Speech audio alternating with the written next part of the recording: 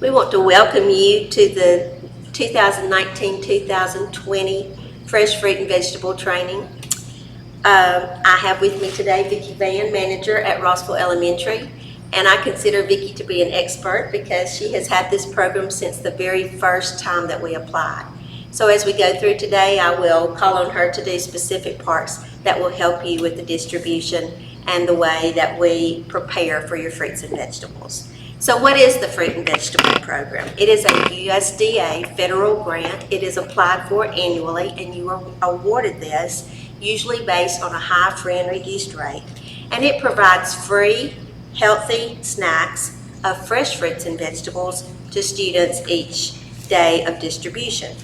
And the goals of the Fruit and Vegetable Program are to create a healthy school environment, to delay hunger between meals, to help children learn healthier eating habits, to broaden the children's exposure to fresh fruits and vegetables, many of which they do not have on a daily basis, to increase children's fruit and vegetable consumption, to provide an opportunity for nutrition education, to make a difference in the children's diets, to impact their present and their future health, and to help combat childhood obesity.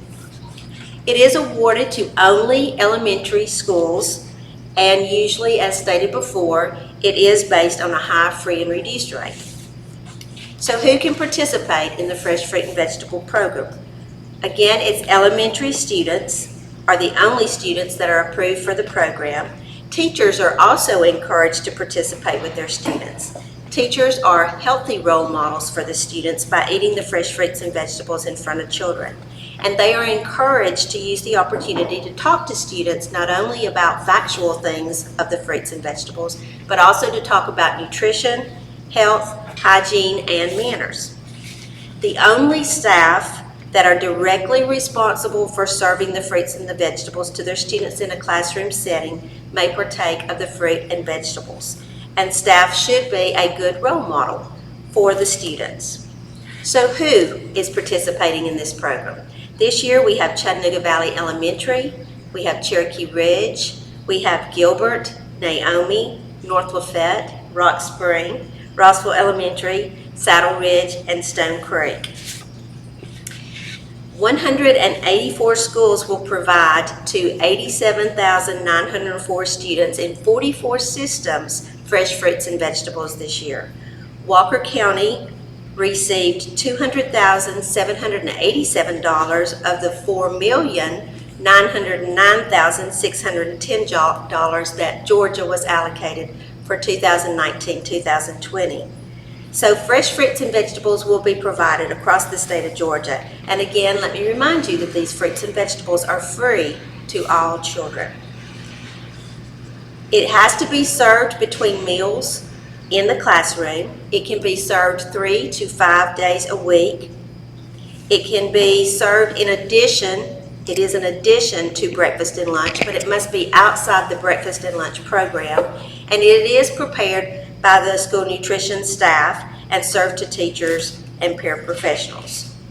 So when and where to serve fruits and vegetables? A fresh fruit or vegetable snack will be served only during the operational day of the school day. Fresh fruits and vegetables will be available for pickup from the cafeteria, and you as a school will have an opportunity to choose a serving time, an approximate time that this will be done.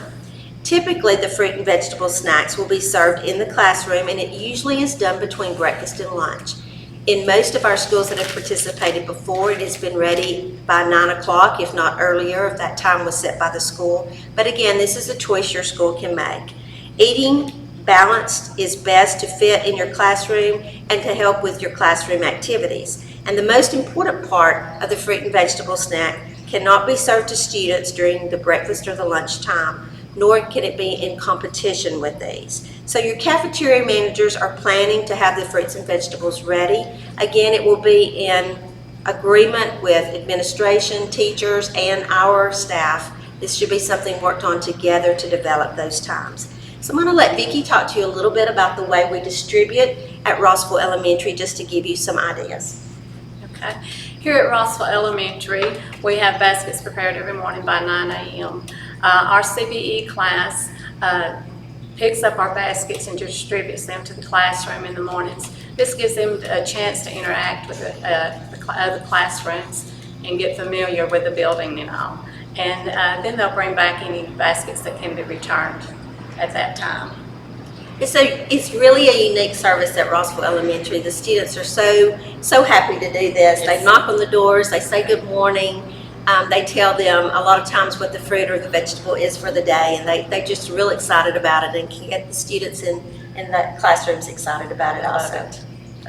So it's a big asset here. So there are a variety of ways that you can distribute. The baskets can simply be picked up in the cafeteria area, or they can have a distribution by students or groups of students, depending on the choice of your school.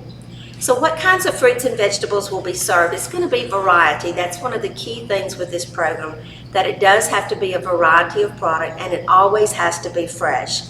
Examples of that would be, for fruits, could be oranges, apples, bananas, kiwi, plums, grapes, pears, strawberries, blueberries, nectarines, tangerines, and all types of melons.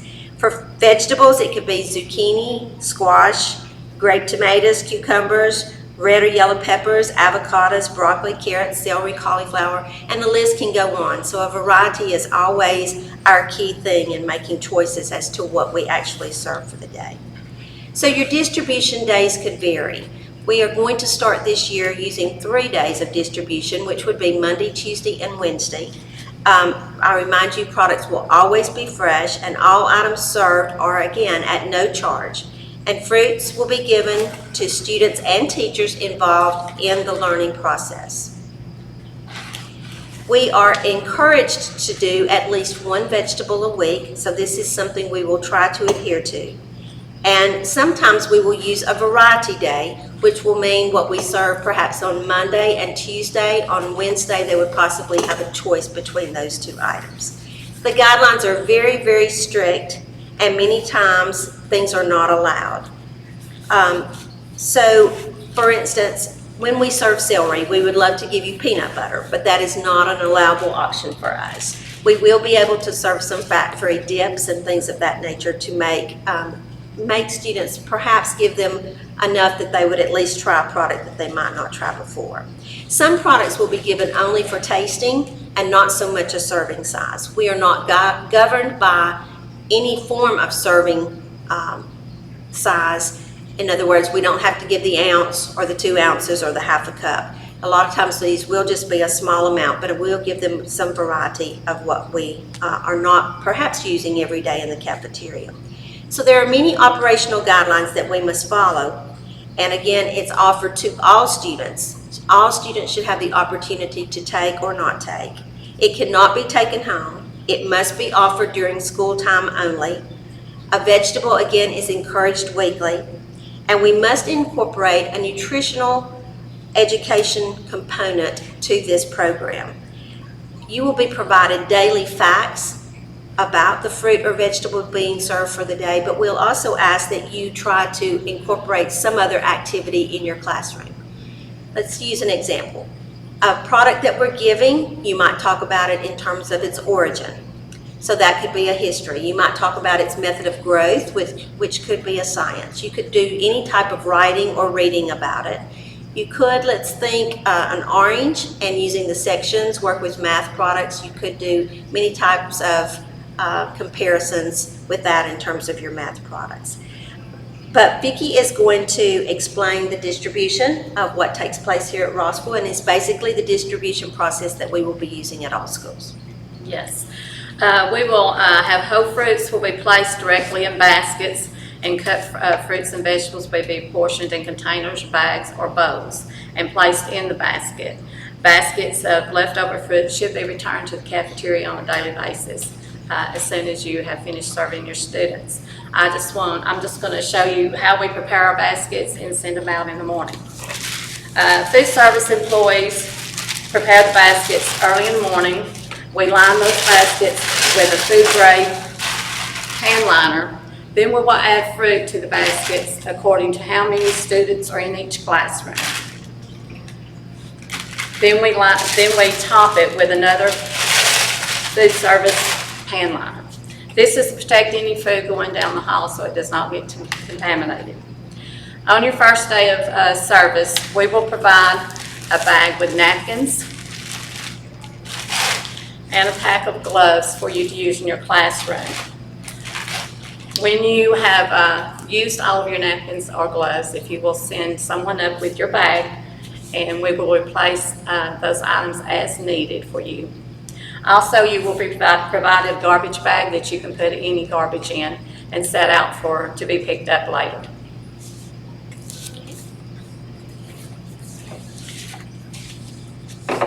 Okay, like I said, we will have those baskets ready by 9 in the CBE class. We'll pick those up and deliver them to the classrooms. The baskets should be returned to us by 1 p.m. That way baskets can be prepared for the next day. If we're using a product that's been cut or could potentially be in a danger zone, we ask that immediately upon service that you return these as much as possible. The program is designed for 1 tasting per student, but again, you're going to have several students that might not the first time try things, but again, we encourage you each and every day to get them to try something different. Usually if a child tries something at least 3 times, then we know that perhaps they will at least make an effort to try it the next time. But potentially hazardous things, our pre-cut items, as soon as you have done distribution, we ask that you return it for us. We also ask that be sure that any teachers or staff that pass out fruit to use your gloves when distributing the fruit. This is per health department guidelines. We want to make sure that's done. Like we said, we want to make sure everything is used within the 2-hour time limit and then returned to the cafeteria. There will be some of you that may look at the window of time, a 9-ish time not being appropriate, especially could be perhaps the students that eat lunch very, very early, finish breakfast, eat lunch very early. So that too is a time that you can work. I think in the past or maybe even recently you have had some students that get it afternoon and not morning. Yes, yes. So there are some opportunities there, but you will need to work with this with your time schedule to see if it fits within the realm of employees being present at your school. So the fruit and vegetable grant does not allow any fruits or vegetables other than raw or totally fresh. An example, we can't do things like smoothies, we can't do dried or frozen, and we can't do canned. We are not allowed to purchase your educational materials, but there are numerous things out there and resources that you can pull from that are available for you to use. And if you need some assistance, please don't hesitate to call my office and let us see if we can help you. Never, for any reason, in any circumstance, can the produce be removed from the school, and this is just simply a federal guideline that we must adhere to. Again, I made mention of the daily facts. That will be something that you could use in your morning announcements. It could be something that we post on our lines in the cafeteria to show or display the fruit or vegetable that we're using for the day, with the fact being there for students to see again. We are allowed to use low-fat dips, so occasionally you will see ranch dressing being used or served with the particular product. It's a little bit hard sometimes to get the students to eat the raw squash without the dip or the celery without the dip. So those are the types of items that you might see us using the low-fat dip with. We can, on occasion, if it fits within the realm of your activity, to cook that fresh fruit or vegetable, but it's not something that we normally do because of the time factor. And the program does allow us to get reimbursement for the cost of the product, labor, and supplies. The supplies like Vicki has shown you in her basket today. We do not claim any labor. We like all of the money to go strictly to what the children are able to eat and take advantage of.